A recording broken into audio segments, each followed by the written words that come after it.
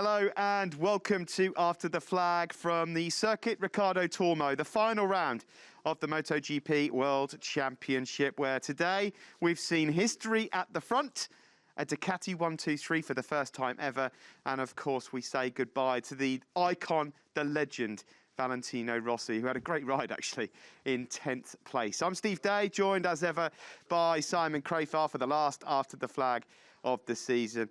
Simon, a fantastic season to be finished in that way. We've witnessed 16 different guys on the podium this year, 8 different winners.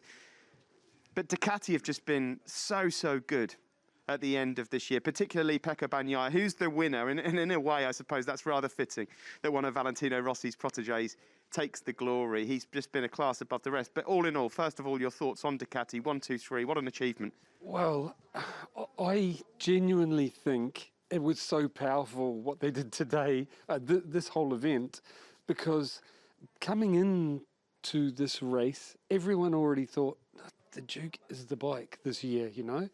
But to do that, it kind of feels like the nail in the coffin of the hope of the riders on the other manufacturers, you know. Like they all know, excuse me, unless they do something special, stepping forward their machines, that they're going to have more of this. They're going to be in trouble. On the other side, hats off to Ducati, what they've done this year, because they've chosen the right guys to get on the bikes, and they've given them the bike to do the job. Unbelievable. Well, let's hear from the man that's completed the first ever Ducati 1-2-3. I'm sure he was hoping for more, but there were times in that race where it might not have been a podium at all. An excellent ride as ever, and a great end to the season for Jack Miller, and Matt's with him now. Yeah, thanks a lot, Steve. It is another great ending to the season for Jack Miller. He's making a bit of a habit of this. He did it in 2019, 2020, now in 2021. Jack, great race, a historic race for Ducati, of course, their first ever 1-2-3 on a podium in MotoGP. You got a great start, and then you dropped back a little bit. We weren't quite sure whether it was front tyre or rear tyre, but clearly you said you were just managing that rear tyre, and it worked because your pace in those last laps was really strong. You've got to be delighted to finish the season on the podium. Definitely. Yeah, I would have liked to have had a little bit more. I tried to go a little bit at the beginning, but I was just really, like you say, trying to manage the tyre, both the front and the rear, especially the rear on the... We were sort of like, you know, when they do their analysis before the race and understand they estimate what the tyre's going to be, we were borderline. It was better in warm-up, but I knew, okay, you're going to have to be a little bit more calm to be there at the end. What I really wanted to do was just get in front and control the pace. But then I tried to pass Jorge, got it done, I think, into turn 1, and then he got me back at turn 2. And it was like a domino effect. As soon as you sort of get a little bit interrupted, it's like bang, bang, bang, 3-4 bikes come past. And, you know, those Suzukis, especially in the beginning, were able to really dive bomb me straight up because they can just turn so well, and they had a lot of grip at that point. But, yeah, I just had to sort of go back, reset. I was leaving myself a little bit vulnerable. Turn 1, turn 13, just not really accelerating massively out of it, just really trying to manage the tyre. And I maybe could have been a little bit more, let's say, aggressive with it towards the end of the race. But I just really wanted to finish today, want to be on the podium, especially when I saw 3 there. I got close enough to Jorge. Well, I didn't look at the lap board. The last I looked was 14 to go, and then I saw 2. I thought, oh, it's now or never, buddy. So I got close to him, and then coming on the start of the last lap, I forgot to bloody press the ride height device coming out of the last corner. I was like right on his tail. I just got a beautiful run, and I come out, and the thing just started wheeling, and I thought, what? That's weird. What's going on here? And literally it wasn't until I got past the finish line I've gone, this hasn't squatted yet. Click. I was like, a bit late now, champ. So, no, I was there, had fun, and the season strong again. I think what I need to do is just have a little like home trip planned, you know, every couple of weeks, just to keep me motivated to keep going, because it seems to be the one that gets it going towards the end of the year, as I know I get to go home soon, so everything's a little bit more cheerful, I guess. I don't know.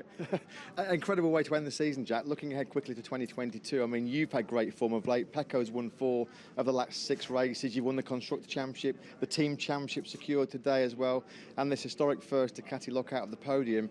You guys look really strong going into 2022 next year. Yeah, and we haven't even got the 22 bike. Yeah, you wait till we get that bad boy. Nah, it should be good. I mean, Pecco is on form at the moment, really on form. So I bet you he's quite bummed the championship's ending now, but, you know, he'll be there next year for sure, as will Jorge, I'm sure. So we've got our work cut out for us, but you know, 4th in the championship this year. It was an improvement. 3 places better than last year, so hopefully we can go 3 places better next year. You know, we need to go home, reflect on everything that's happened throughout this year, and try to come back a better rider again next year. How special was it as well on the cool-down lap to join that little celebration with Valentino? I mean, all you guys have got so much respect and admiration for him. That must have been just a top off the day, really, a podium, and to get that moment as well. Mega, you know, to be on a podium is always good, but then to do that, I mean, the bloke's a legend. Just sitting over there, honestly, between him and Danilo as well. Danilo's last race as well, so I'll give him a big hug there and said, we'll have a beer later, like that. No, the heat, honestly, you couldn't believe, because we were all parked so tight. I turned my bike off and then I couldn't get the bloody thing going again afterwards, because I know how hot they get idling, so I was like, I'm turning this thing off for now, because who knows how long we're going to be sat here. The heat sat there from all those motorcycles, honestly, it was mega, but no. A legend. The fans today, fantastic to see. I mean, I haven't seen this place that full since 2015. It was mega, so just a great way to finish off 2021, and can't wait to be back here. Awesome job, mate. Enjoy the winter back at home in Australia, and my money is on you to beat Petrucci tomorrow for the worst liver on Monday morning here in Valencia. Well done, Impossible. Impossible. Good job. Always great to hear from Jack Miller on the podium. Thanks, Matt. Thank you to Jack Miller as well. Good end to the season for Jack, but he's hit the nail on the head. I mean, he knows that he's got to come back swinging next year, and he's got 2 fierce competitors, not only Pecco Bagnaia, but you have to put Jorge Martin in that category as well, because another year wiser, no longer a rookie. Star Wars, isn't it?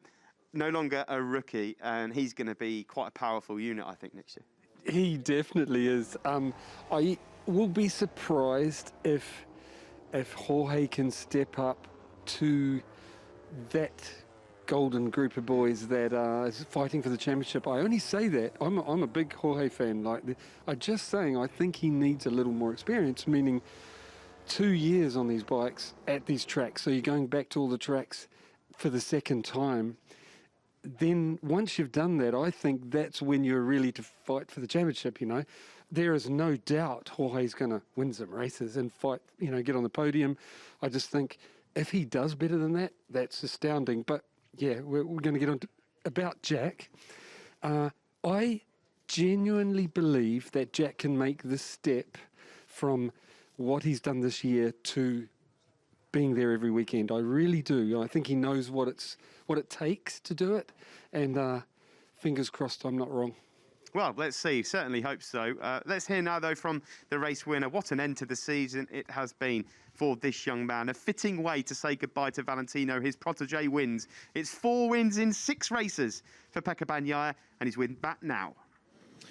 Pecco, I think that was the perfect way to sign off what's been an incredible 2021 World Championship campaign for you. You've taken the victory here in Valencia. It's Ducati's historic first ever top 3 in MotoGP, and you've won it for the boss as well, a victory in Valentino's last race. You must have so many special emotions going through your mind right now.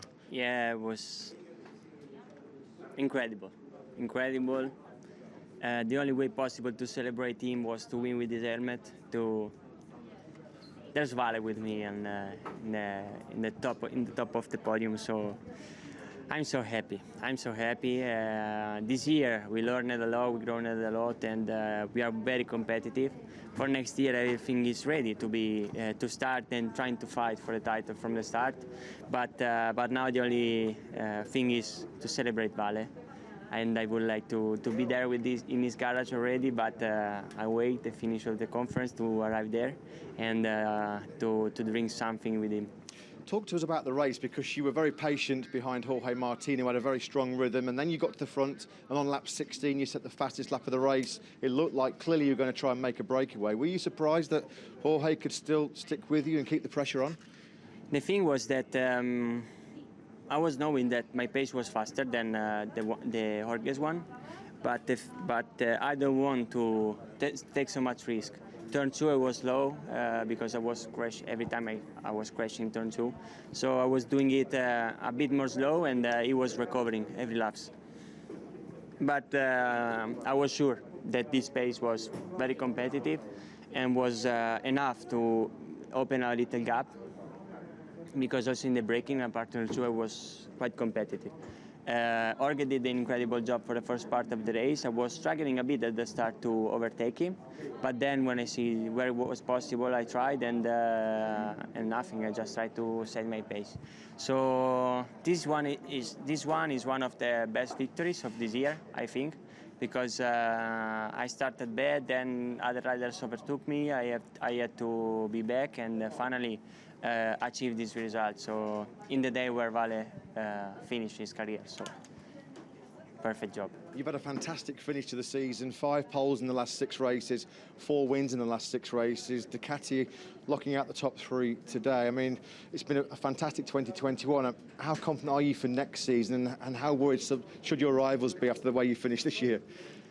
All the riders in Ducati this year have done an incredible job. We have developed a one-year bike already.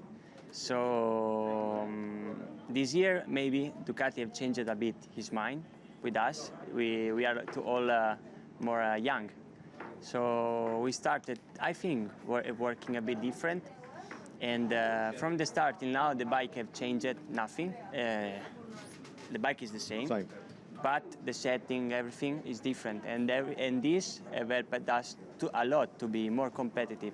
So it's incredible that with the same bike we did these improvements, and a bike then last year was not turning, now is incredible. So we had to continue like this. And I have to ask you, before we let you go and celebrate this last win of the season, how special was that moment, having taken the last victory in Valentino's career, to join all the other riders and celebrate with him the greatest career in history, and a man, of course, who's done so much for you personally? That must have been so special, Pecco.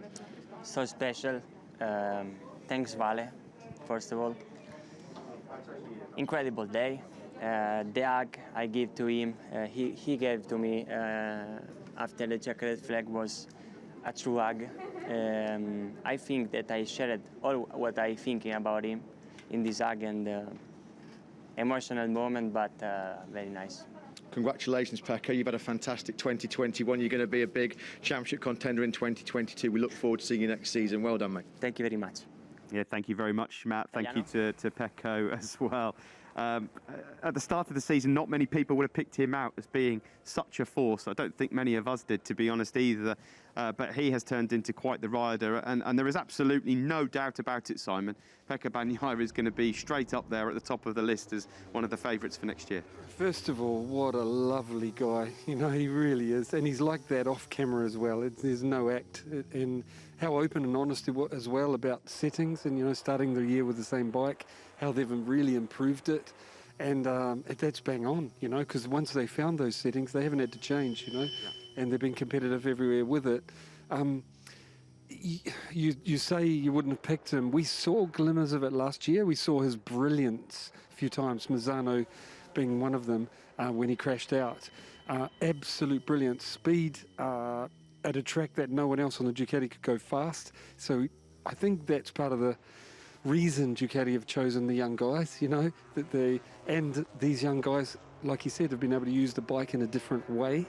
And yeah, like I said, Ducati have turned up with the machine and chosen the right boys to put on it, and they've got more coming. So, yeah, amazing. Just before we hear from Jorge Martin, Simon, I just want a quick word on Joan Mir, because he was in the fight in the beginning, and we perhaps expected him to be challenging a little more, but as usual, fighting these Ducatis is so difficult. A classy ride, faded towards the end, but he did all of he could. He did everything he could. Well, today there was 3 standout riders, absolutely brilliant, that weren't on Ducatis, and that was Mir, Rins and Quartararo. Unbelievable speed, and like they are special riders, you know, the speed here. Rins threw it away. Again, I genuinely think he was a podium guy today. I thought he was going to win. Just the Ducatis surprised me as well with their ability to maintain the tyre to the end. They've never been able to do it like this. Their ability to turn the bike. Yeah, we're seeing Rins's crash. I mean, that's so sad, and you can see it. These guys know he was on the podium and genuinely thought he had a chance for the win. Maybe not in the end, because the Ducatis were incredible. But I'll repeat, though, Quartararo, Mir and Rins, what rides. I think maybe Quadraro had the same problem, but I think front tyre for Mir, you know, like chasing in the group, you guys called it in the race, chasing, pushing, trying to keep up and behind, and like you have to, they're losing on the straight, so they push so hard into the turns, overheat front tyre, pressure goes up, and then they're like, you know, maybe Rins same, you know, crashing, but I think that's the danger with trying to make up for the deficit, you know. Before we hear from Jorge Martin, then just a quick word on Jorge Martin. Starting from pole today, we were completely unaware until moments before the race that he was quite sick last night. From 10 o'clock till 5, he was awake, he was vomiting. He'd not eaten anything since yesterday as well. I mean, as a rookie, you're already going to feel shattered at the end of a 27-lap MotoGP race around here, but with no energy as well, and having been sick throughout the night. What a ride from Jorge Martin. I mean, it was a ride not even considering that. It was an amazing ride. To ride with the best guys in the world here on his rookie year and do that again, like he's done a couple of times this year. But talking to his team manager, Francesco Guidotti, you heard the interview, but I saw his face. He really meant it. He's worked with a lot of guys like Danilo Petrucci, Bagnaia, Miller, and now Jorge, and he said the guy is incredible. You know, he looked at me in the eyes just going like he couldn't believe what he's done. He said it was twice incredible because the ride he did as a rookie, but also to do it with no sleep, no food, and having to get, I'd say, a drip to get some liquids in him today to be able to, and he still did that. One thing, when you meet Jorge, when you're talking to him and he's relaxed, you feel this, he's got an aura about him, like a powerful energy, you know, and that when he releases it out on track, all of this, it's, awesome. He's a warrior, isn't he? Yes. He's an absolute warrior. Yes, that's the word. Yeah, fantastic scenes for Jorge Martin. Of course, don't forget, before we go, we will, of course, talk about Valentino Rossi before we go.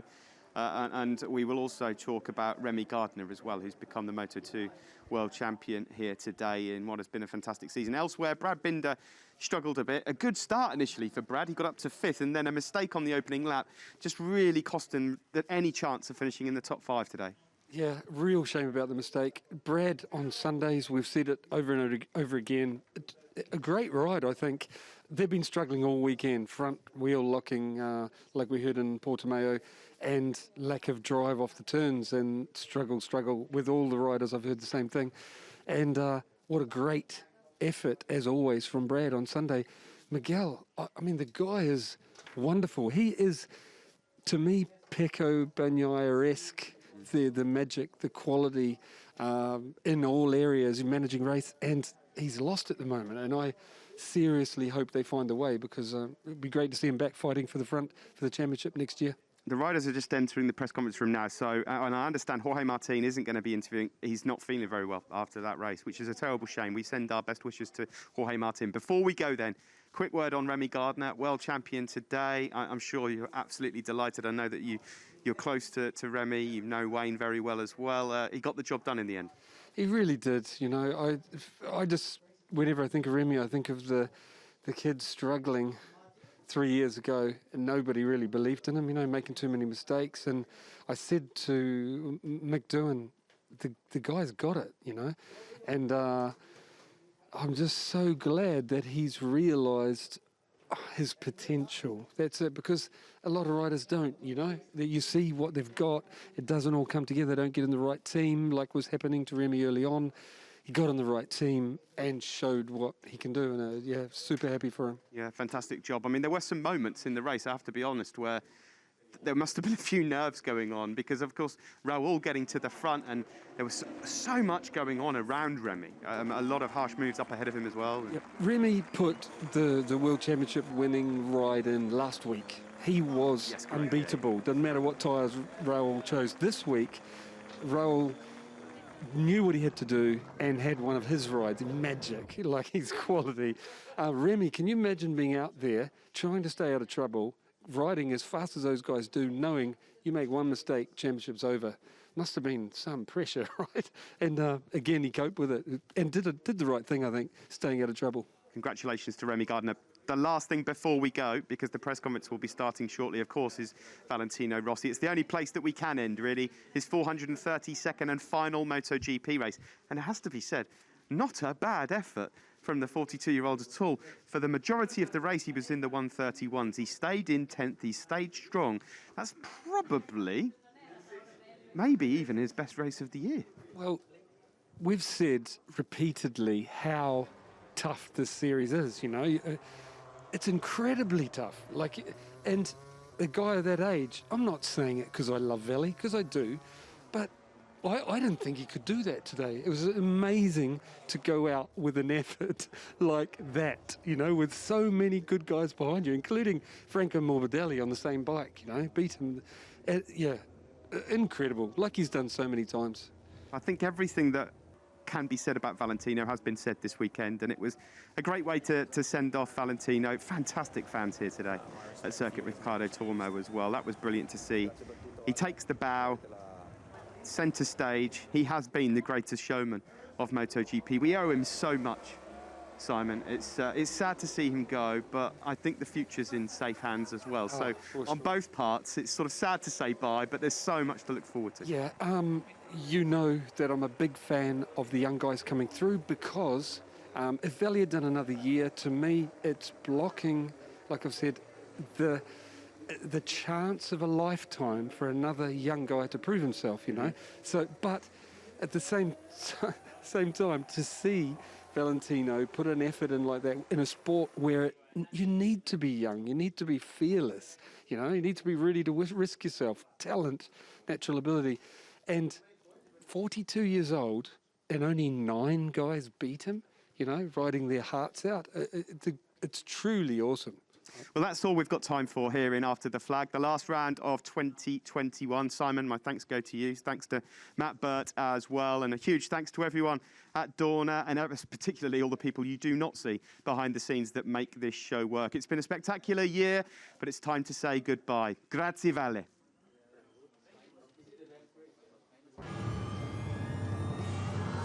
It's the end of the season and the end of a golden era for MotoGP. Valentino Rossi, the greatest of all time, calls time on his iconic career. It's been a long journey. It's about to end here. 27 laps. What a start for Mud. That was so close. As lights went out, keep an eye on the jump starts. If not, that was the perfect start for Jorge Martin. Like a rocket ship, he leads down into turn 1. He's going for it, aggressive, up the inside of Miller into turn 4. The Bologna Bullet alongside him, Rins with the fastest lap, Bagnaia up to second, and Mir helpless to stop it. Yeah, well, there's Rins up the inside of his teammate Joan Mir into turn 6. Oh, is that Nakagami? He's crashed. Suzuki management, and Alex Rins' crew, he's going for it as well now, on the inside of Bagnaia.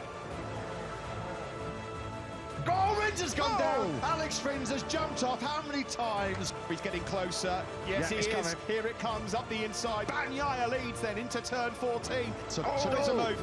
Jack Miller's gone up into third. The checkered flag is out. Bagnaia wins, and it's a Ducati. 1, 2, 3. And Ronaldo waves the checkered flag, because coming around the final corner now, the doctor, the legend, Valentino Rossi. Grazie Vale. Incredible scenes